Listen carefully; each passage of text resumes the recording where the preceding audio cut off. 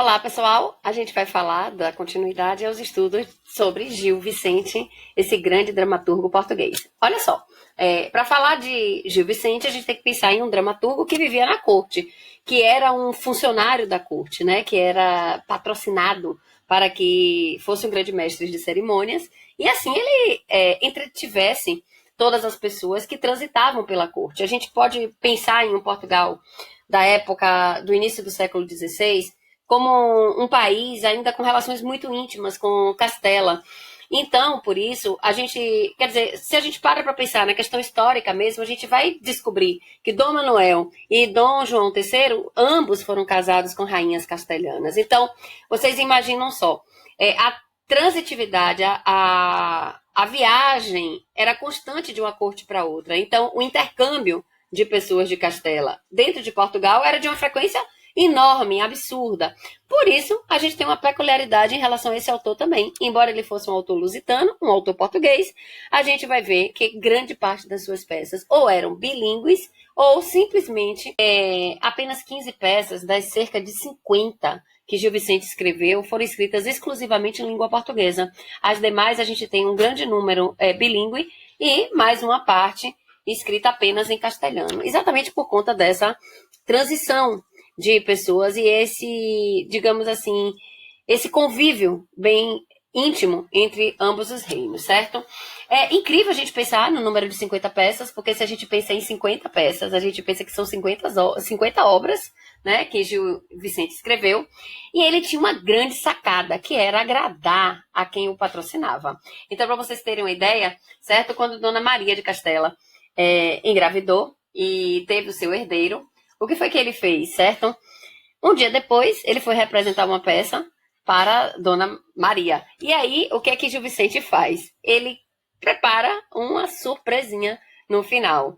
Ele faz com que um auto de visitação, e esse auto de visitação tem um cunho religioso e vai ser super semelhante à história do nascimento de Jesus. Lógico que qualquer mãe vai ficar super feliz de ver o seu filho, certo, herdeiro do trono, ser comparado ao próprio Jesus, num país de religião extremamente católica, e é esse contexto que a gente tem que considerar, ok? Então a gente tem, qual é a sacada dele? Ele faz uma imitação na peça da visita dos 3 reis magos, e ele faz com que 30 pastores, certo?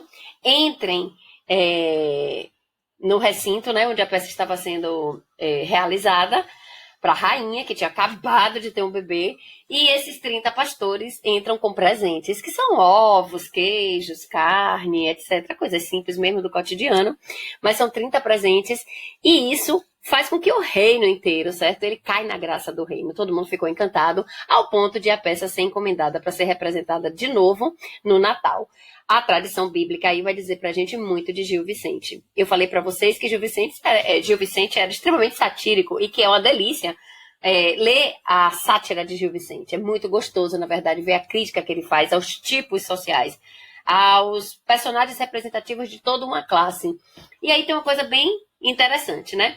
Primeiro que, na corte portuguesa, nesse momento, nesse período histórico de mais ou menos 50 anos do século, os 50 anos iniciais do século XVI, a gente vai ter mais da metade das peças escritas de autoria de Gil Vicente. Isso é muito, realmente, para um autor, e é muito em se tratando de um período de transição entre a Idade Média e o Renascimento, né? A gente tem em Portugal aí também um outro fato importante. Portugal é um país de extrema tradição católica.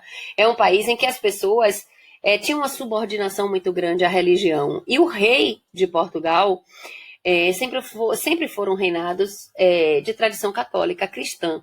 O que isso significa? Gil Vicente, como um literato, um artista diretamente contratado pela corte para atuar nos palácios, ele não deveria, logicamente, contrariar nem afetar o seu próprio patrocinador. Então, o que é que a gente já deduz daí? Certo? O Gil Vicente, ele não vai ser um crítico humanista, certo? Ele não vai se influenciar por essas ideias do humanismo em relação ao teocentrismo. Ele mantém a tradição da instituição católica, ele mantém a tradição da instituição monarquia, e ele mantém também, certo? Quase que intocados todas as visões sagradas que havia de monarquia e religião nesse contexto aí. O que Gil Vicente faz, então, em suas sátiras, certo? Primeiro, a sátira de costumes, uma sátira de costumes sociais, especialmente da ascensão da burguesia, certo? Não é que ele fosse contra a ascensão da burguesia, essa influência aparece na obra dele, mas ele vai falar do comerciante que rouba, que bota o preço mais caro, que só tem interesse no lucro. Ele vai escrever sem dó nem piedade sobre todos os tipos sociais. E é uma delícia a gente ler, porque a gente se encontra no texto dele e a gente vai ver ecos que reverberam até os dias atuais. Então, por exemplo, ele usa personagens como os gregos faziam, certo? Nas epopeias e nos textos da antiguidade clássica. O que é que nas grandes tragédias gregas também? O que é que os gregos faziam? Bom, o amor era um personagem, certo? Um personagem personificado como se fosse um ser humano. Então, a avareza, a luxúria, a alegria, a tristeza, estavam todos na peça personificados. E a gente vai ver esse desenrolar dos fatos, certo? Num convívio com seres humanos que são personagens tipo representantes de uma classe, ok? Aí, outra coisa mais interessante para falar, certo?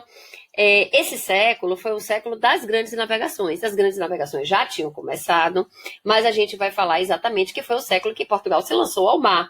É por isso que a gente vê uma queda da cavalaria medieval, das novelas de cavalaria, da imagem do cavaleiro perfeito, dessa deificação do cavaleiro, desse heroísmo exacerbado. E vai ser uma época intensa de valorização dos navegantes, das viagens marítimas em si. Então, a transição que a gente vê em Portugal, nesse período de humanismo, a gente não pode esperar uma crítica ferrenha à Igreja Católica, nenhuma destituição de valores da monarquia ou da Igreja, certo? Há um respeito para essas instituições na obra de Gil Vicente, e isso aí é mais do mesmo no final das contas, né? Porque a gente já vem se acostumando ao longo da história. Por outro lado, certo? A crítica de costumes que ele faz e a capacidade de satirizar os personagens sociais e essa vida em sociedade torna o texto dele delicioso e incrível mesmo, sabe? É uma leitura que vale a pena, é uma leitura que eu recomendo, e é algo assim que diverte, educa e ensina a gente sobre muito dessa cultura de 5 séculos atrás, ok? É muito do que foi trazido ao Brasil também, enquanto tradição, enquanto novidade. É muito do que ficou na literatura nordestina, a gente já conversou sobre isso, né? Essas influências dos reisados, essas influências das peças bíblicas, essas influências que acabam aparecendo no cordel também, aqui no Nordeste, né? Do nosso país como um todo mesmo.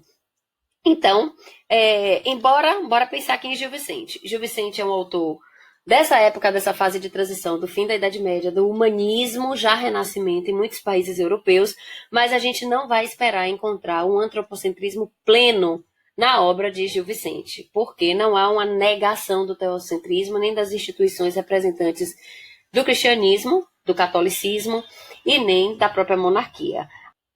A gente vai ter um cunho moralizante em sua obra e a gente vai ter também uma obediência aos dogmas com devoção e muito fervor, ok? Então, assim, são os valores cristãos que aparecem, sim, é a defesa do casamento como sagrado, sim, é a defesa da monarquia, a defesa da instituição católica.